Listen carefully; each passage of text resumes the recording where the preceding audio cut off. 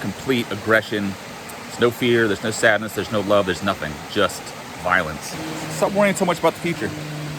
Am I ever gonna stop this or start that or be this or not be that? I will probably reach all those goals. I talked to my psychologist last week. We were going to talk on PTSD and quote unquote the beast, as Mr. Grasty has coined,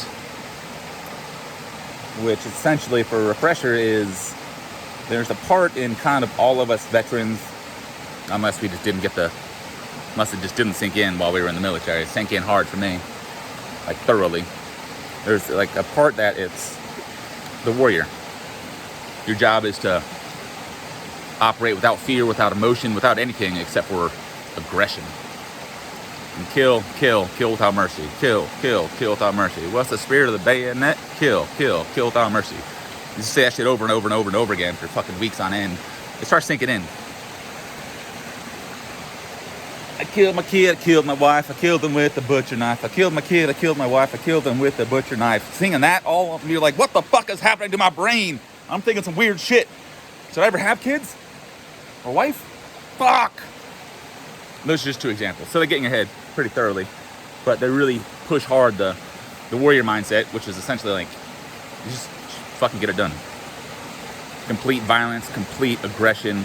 There's no fear, there's no sadness, there's no love, there's nothing. Just violence.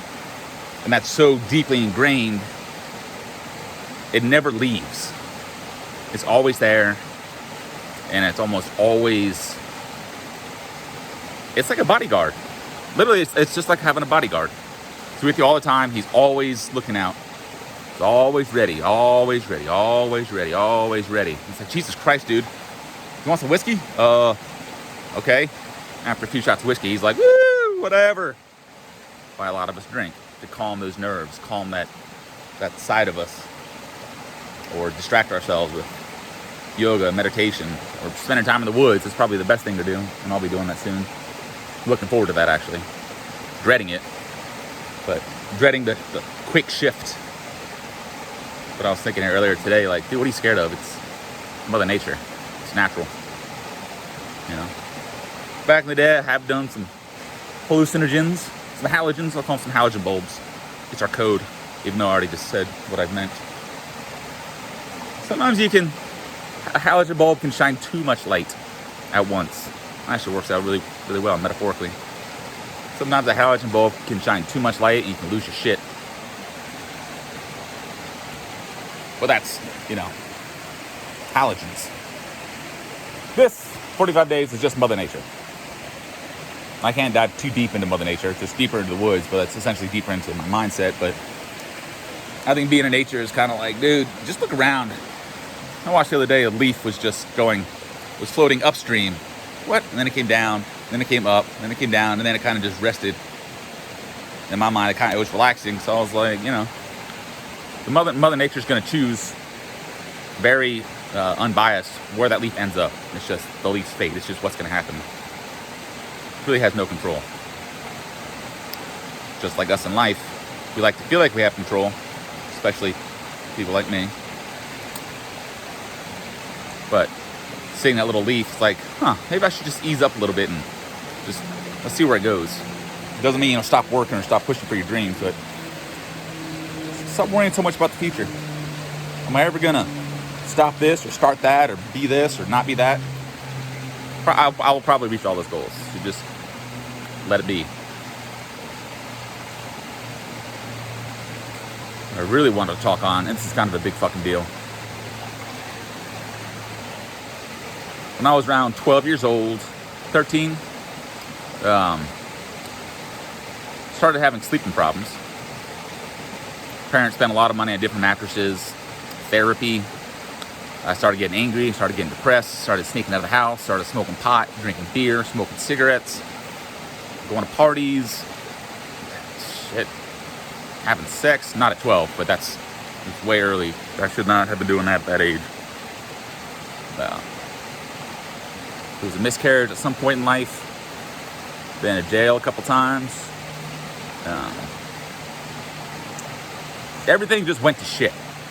I was an all-A student up until Pretty much in 7th grade. I was on A, B honor roll once. I got a B. I got 1 B, and I was like, motherfucker, man. Actually, I was like, gosh, golly, darn it. Oh, I'm sad.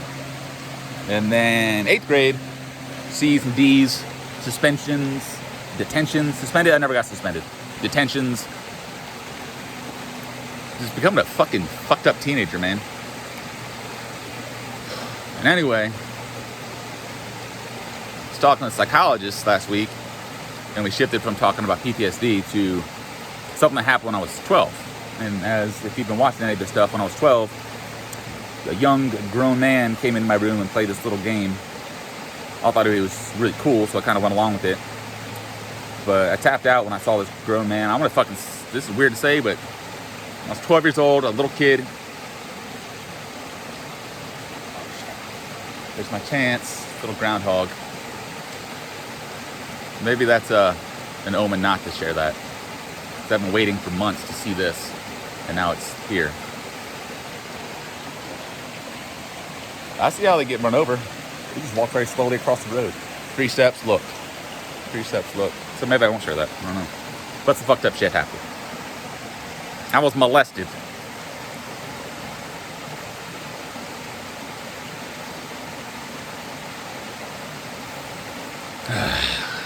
The game was to not quit. And this guy played this game where it was like, you know, he touches my ear, I touch his ear. I'm like, this is weird. Then it progressed into touch nipple, lick nipple, touch the wiener, suck the dick. And at some point when I was 12, I was looking at, while this was happening, this is hard to fucking say, so bear with me.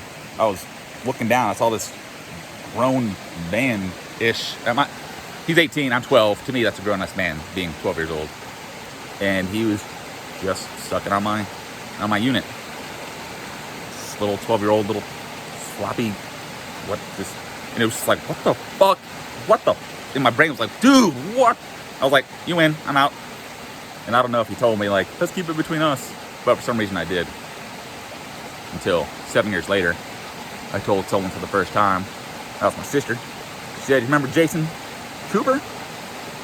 I was like, yeah. She's like, he's coming out. Like, the fuck he is. And I told her the story and blah, blah, blah. He didn't come out. And I've been thinking about tracking him down. And I don't know what I would do if I found him. But the reason, not so much for me, but, you know, that was almost 30 years ago. Is he still doing this shit? Can I intervene and stop him from fucking up other people? I don't know. So here's the big message. All that shit, when I started being a shithead teenager, you know, and couldn't sleep, and angry, and depressed, and defiant, psychologist is like, yeah, that's probably fucking related to being 12 years old and that shit happening. Traumatic event, no idea that it was traumatic, didn't know what to do with it. You just kind of like, that was weird, okay. You just pushed it aside like no big deal. I didn't know any better. And when she said that, I was like, I had my first like emotional response to it. Because up until here recently, you know, so I'm 39, let's just say I'm 40, I'm close up to 40, so that's what, 28 years ago. Just now recently being able to feel some sort of sadness about it, and anger, both, frustration. When the doctor was like, yeah, all those behavioral patterns you started doing at that age that led you to almost fucking kill yourself could all be fucking kind of based on this traumatic event. So I was like, this whole fucking time, that motherfucker did something that caused this fucking god-awful decade of my life, more or less.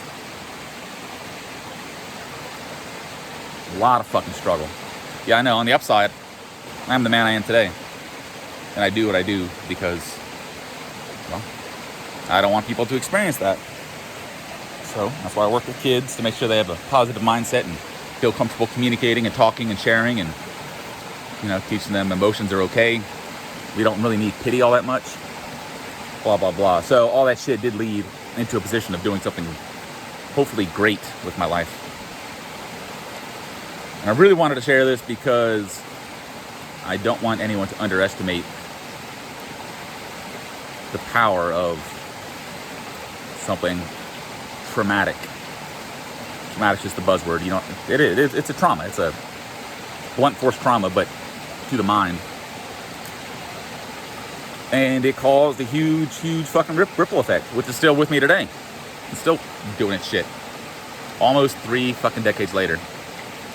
Started doing drugs, sneaking out, was a bad kid, started failing classes.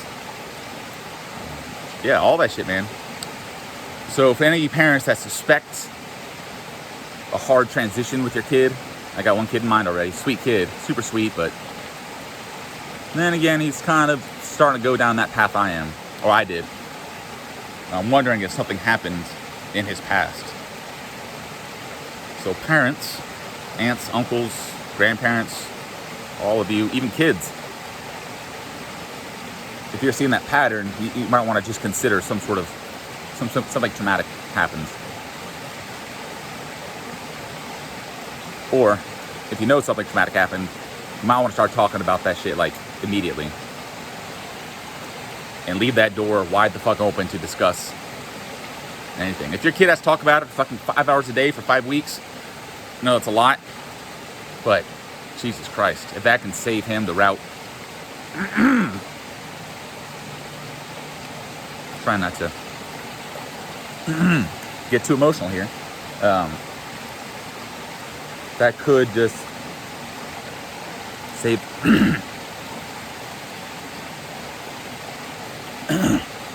save their life.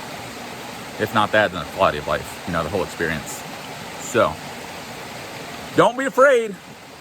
I'd even say I don't know, however you do it, just do it. Don't do nothing, do something.